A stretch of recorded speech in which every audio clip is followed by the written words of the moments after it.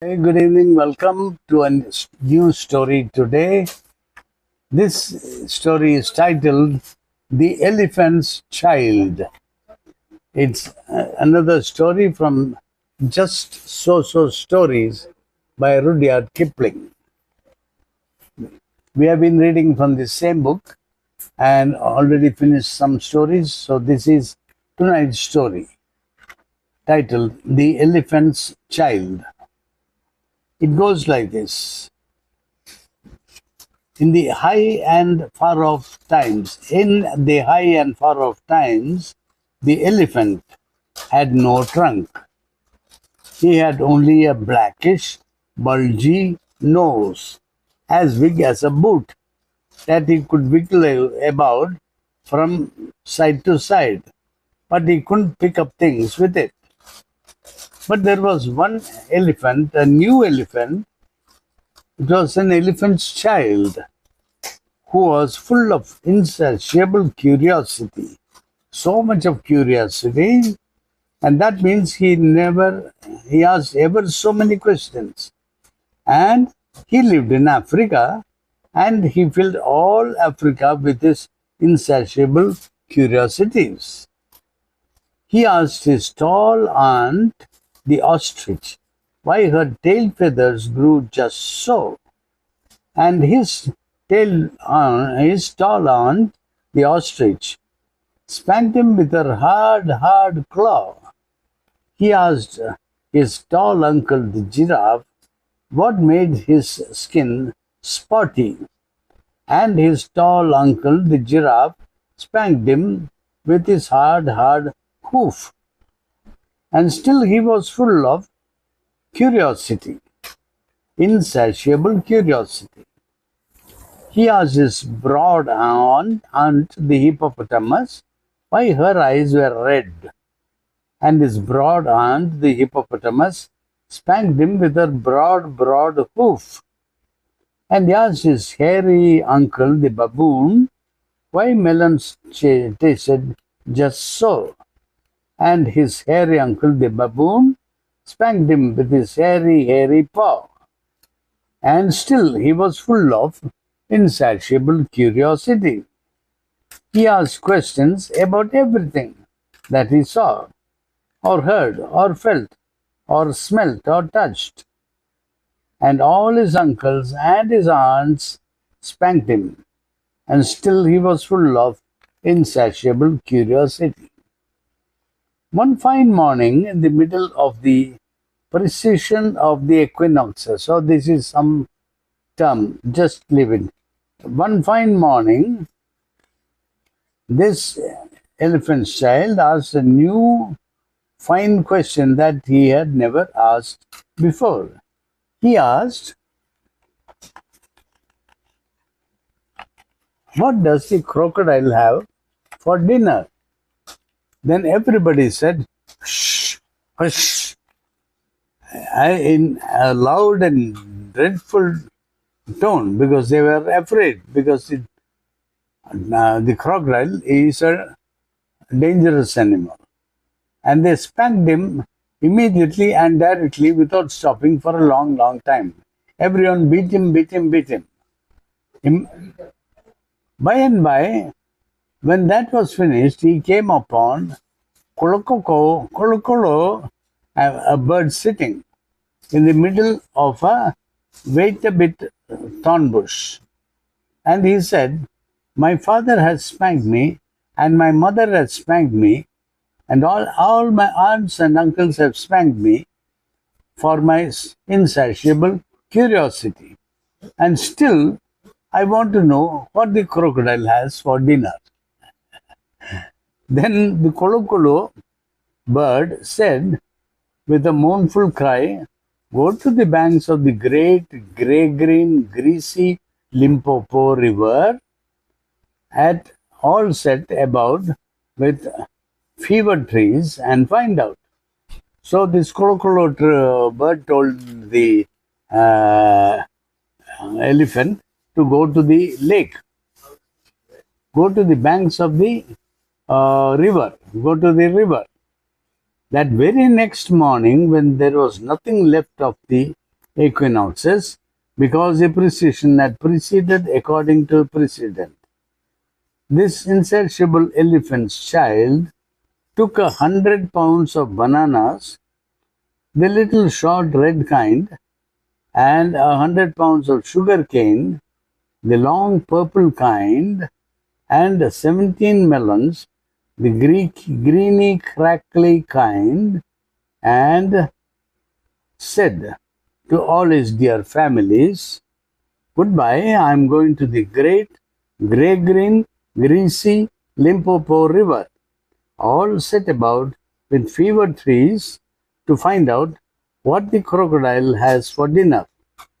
And they all spanked him once more for luck, though he asked them most politely to stop. But they all spanked him for full measure.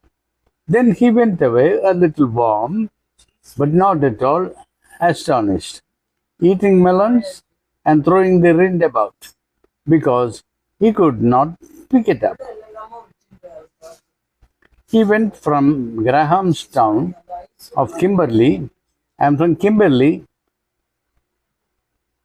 to Khama's country, and from Khama's country he went east by north, eating melons all the time, till at last he came to the banks of the great grey-green, greasy Limpopo River, all set about with fever trees, precisely as Colo Colo Bird had said. Now, you must know and understand, that till that very week, and day, and hour, and minute, this elephant's child had never seen a crocodile and did not know what a crocodile looked like. It was all his curiosity to find out. The first thing that he found was a bicolored python rock snake curled around a rock. Bicolored means it has two colors. So he came across a rock snake having double colored, curled around a rock. "Excuse me," said the elephant, most politely, the elephant's child most politely, "but have you seen such a thing as a crocodile in these parts?" "Have I seen a crocodile?" said the python, in a voice of scorn. "What will you ask me next?" "Excuse me," said the elephant child, "but could you kindly tell me what he has for dinner?" Then the python rock snake uncoiled himself very quickly from the rock and spanked the elephant's child with his scalesome, flailsome tail. "That's odd," said the elephant's child, "because my father and my mother and my uncle and my aunt, not to mention my other aunt and the hippopotamus and my other uncle, the baboon, have all spanked me for my insatiable curiosity. And I suppose this is the same thing." So he said goodbye very politely to the python rock snake and helped to coil him up on the rock again.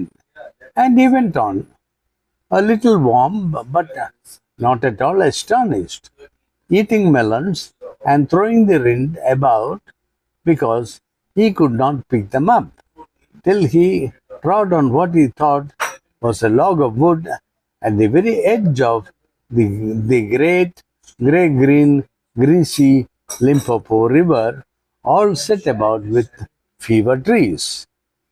But it was really the crocodile. And the crocodile winked one eye like this.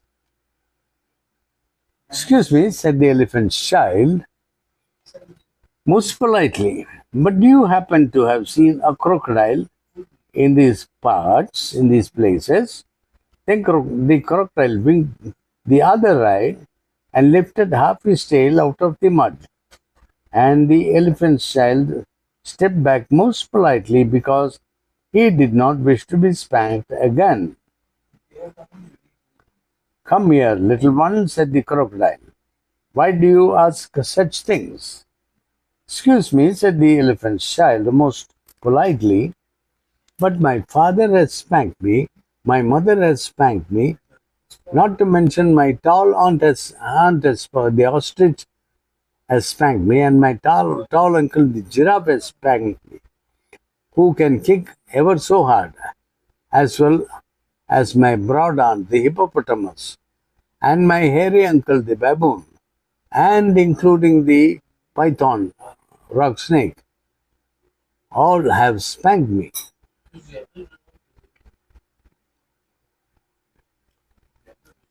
And if it's all the same to you, I don't want you to spank me anymore.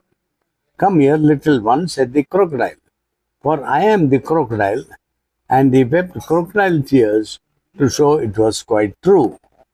Now, crocodile tears means tears which are not really because of sadness, but just to pretend. Then the elephant child grew all breathless and panted, and kneeled down on the bank and said, "You are the very person I have been looking for all these days. Will you please tell me what you have for dinner?" "Come here, little one," said the crocodile, "and I'll whisper." Then the elephant child put his head down close to the crocodile's musky, tusky mouth, and the crocodile caught him by his little nose, which up to that very week, day, hour, and minute had been no bigger than a boot, though much more useful. "I think," said the crocodile, and he said it between his teeth, like this, "I think today I will begin with elephant's child." At this, the elephant child was much annoyed, and he said, "Let go, you're hurting me." Then the python scuffled down from the bank and said, "My young friend, if you do not now, if you do not now immediately and instantly pull as hard as you can, it is my opinion that your acquaintance in the large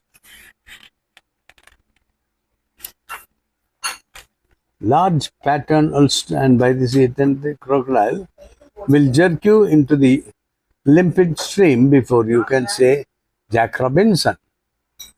This is the way the python rock snake always talked.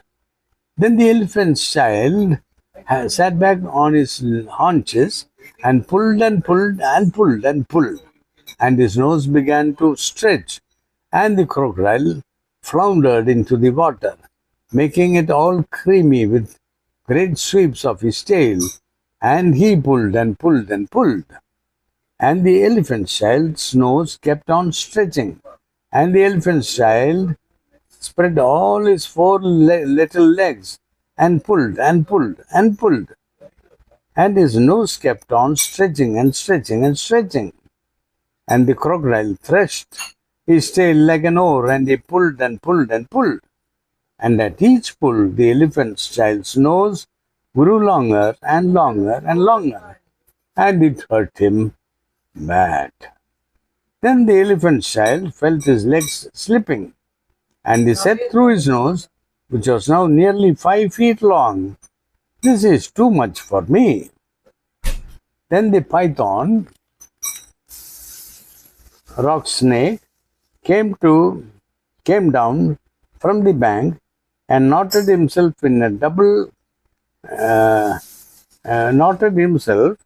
round the elephant child's hind legs and said, "Rash and inexperienced traveler, we will now seriously devote ourselves to a little high tension, because if we do not, it is my impression that yonder self-propelling man of war with the armor-plated upper deck, that is the crocodile, will permanently vitiate your future career."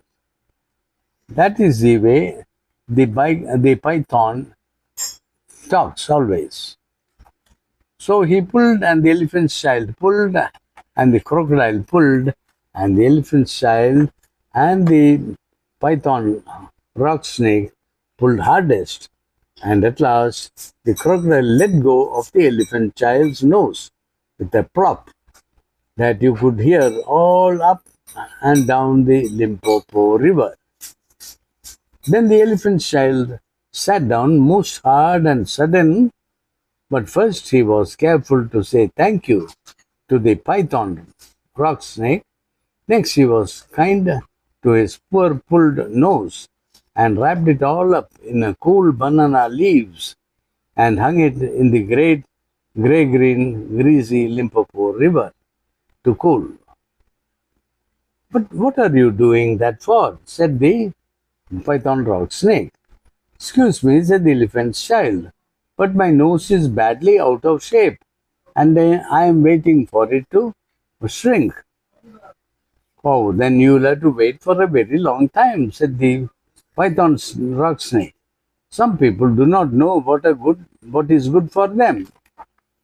The elephant's child sat there for 3 days waiting for his nose to shrink, but it never grew any shorter, and besides, it made him squint. For you'll see and understand that the crocodile had pulled it out into a really, truly trunk, same as all elephants have today. At the end of the third day, a fly came and stung him on the shoulder, and before he knew what he was doing, he lifted up his trunk and hit that fly dead with the end of his trunk. Vantage number one, said the python rock snake. You couldn't have done that with a mere smear nose. Try and eat a little now.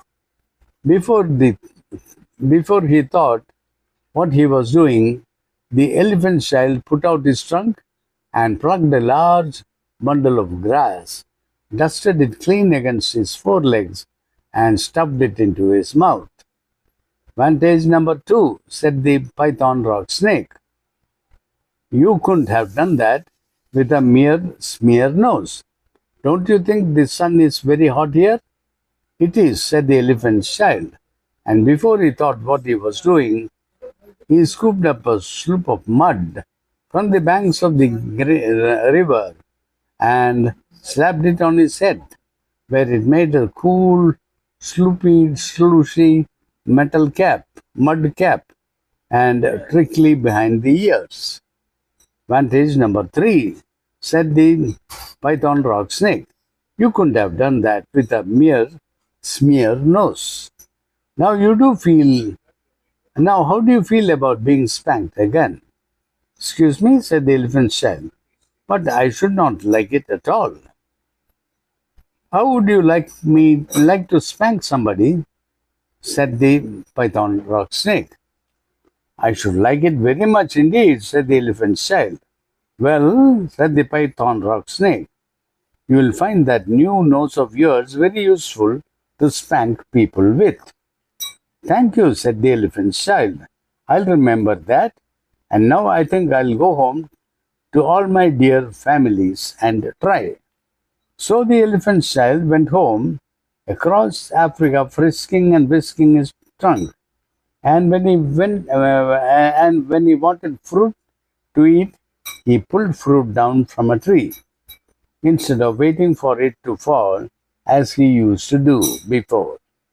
When he wanted grass, he plucked the grass up from the ground instead of going on his knees as he used to do. When the flies bit him, he broke off the branch of a tree and used it as a fly whisk, and he made himself a new, cool, slushy, squishy mud cap whenever the sun was hot. When he felt lonely walking through Africa, he sang to himself down his trunk, and the noise was louder than several brass bands. He went specially out of his way to find a broad hippopotamus. She was no relation of his, and he spanked her very hard to make sure that the snake had spoken the truth about his new trunk.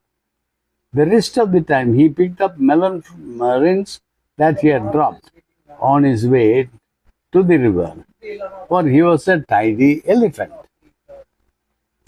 One dark evening, he came back to his dear families and he coiled up his trunk and said, "How do you do?" They were very glad to see him and immediately said, "Come here and be spanked for your curiosity." "Pooh," said the elephant child. "I don't think you people know anything about spanking, but I do, and I'll show you how." Then he uncurled his trunk and knocked two of his dear brothers head over heels. "Oh, bananas," said they, "and where did you learn that trick? And what have you done to your nose?"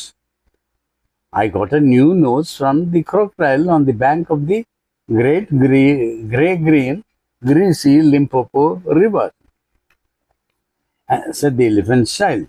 "I asked him what he had for dinner, and he gave me this to keep." "It looks very ugly," said the hairy uncle, the baboon. "It does," said the elephant child, "but it's very useful." And he picked up his hairy uncle, the baboon, by one hairy leg and threw him into a hornet's nest. Then that bad elephant's child spanked all his dear families for a long time, till they were all very warm and greatly astonished. He talked about his. He pulled out his pulled out his. He pulled out his tall ostrich aunt's tail feathers, and he caught his tall uncle the giraffe by the hind leg, and dragged him through a thorn bush. And he shouted at his broad aunt the hippopotamus, and blew bubbles into her ear when she was sleeping by in the water after meals. But he never let anyone touch Colo bird. At last, things grew to so exciting that his dear families went off one by one in a flurry to the banks of the great grey green greasy Limpopo River, all set about with fever eat trees to borrow new noses from the crocodile.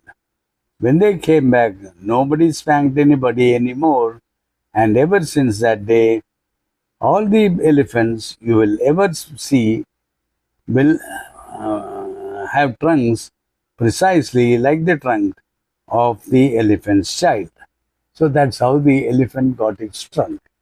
I hope you liked it. The words are a little bit new, so but you learn those words. Good luck. Thank you.